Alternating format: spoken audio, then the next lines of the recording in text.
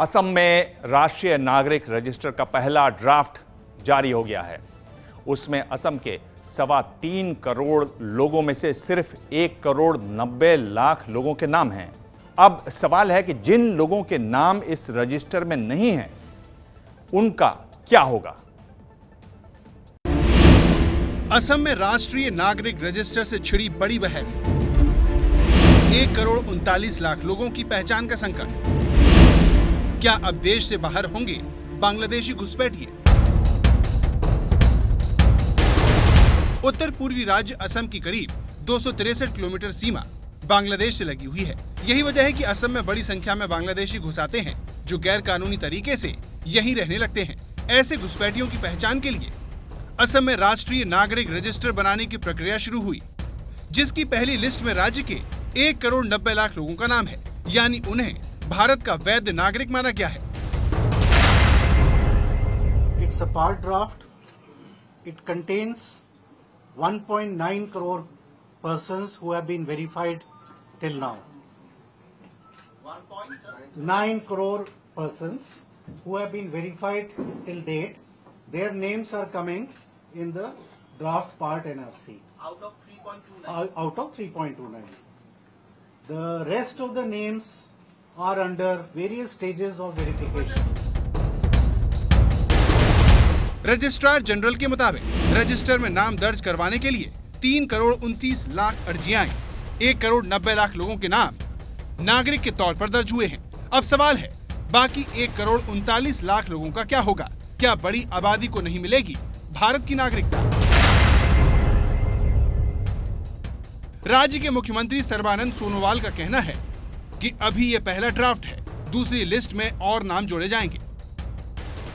अगर इसमें किसी का नाम नहीं भी रहा, उसको चिंता करने का कोई जरूरत नहीं है। सरकार हर जो भी बोनाफाइड इंडियन सिटीजन है, उनके पक्ष में सरकार हमेशा है और रहेगा। तो इसलिए अगली भी ड्राफ्ट रूल प्रकाशित होंगे। बीजेपी असम में अवैध तरीके से रहने वाले बांग्लादेशियों का मुद्दा हर चुनाव में उठाती रही है। आरोप है कि बांग्लादेशियों के कारण असम में हिंदुओं की संख्या लगातार कम हो रही है। 2011 की जनगणना के मुताबिक असम की आबादी 3,12,00,000 है, जिसमें 1,92,00,000 हिंदू और 1,07,00,000 मुस्लिम हैं। 2001 से 2011 के बीच असम में मुस्लिम आबादी करीब 3.3% बढ़ गई है। इस दौरान हिंदुओं की आबादी में 4.4% की गिरावट आई है। आसाम में घुसपैठी बांग्लादेशियों का मुद्दा काफी पुराना है। इसे लेकर 80 के दशक में एक बड़ा आंदोलन भी हुआ था, जिसके बाद 1985 में तत्कालीन राजीव गांधी सरकार ने एक समझौता किया। इस समझौते के तहत 1971 के बाद आसाम में आने वाले बांग्लादेशियों को बाहर निकाला जाना था, लेकिन इस समझौते को कभी लागू ही नहीं किया गया। 2005 में मनमोहन सरकार ने असम में राष्ट्रीय नागरिक रजिस्टर बनाने की बात कही। 2013 में सुप्रीम कोर्ट के दखल के बाद ही इस काम में तेजी आई। Dr. Manmohan Singh and the Congress government for taking this very historic decision. Assam देश का अकेला राज्य है जहां पर इस तरह का नागरिक रजिस्टर बनाया गया है। इससे पहले 1951 में भी आसाम में इस तरह का नागरिक रजिस्टर बनाया गया था। इसका सीधा सा मकसद है कि आसाम में रह रहे अवैध लोगों की पहचान की जाए और उन्हें देश से बाहर निकाला जा सके। नागरिक रजिस्टर के पहले ड्राफ्ट में 1,39,00,000 लोगों के नाम छूट गए हैं। जाहिर तौर पर उनमें बड़ी संख्या में बांग्लादेशी भी होंगे। बड़ा सवाल यह है कि क्या पूरा रजिस्टर तैयार होने के बाद भी जो नाम छूट जाएंगे, उन्हें देश से बाहर किया जाएगा? असम की बड़ी समस्या है वहां आने वाले बांग्लादेशी।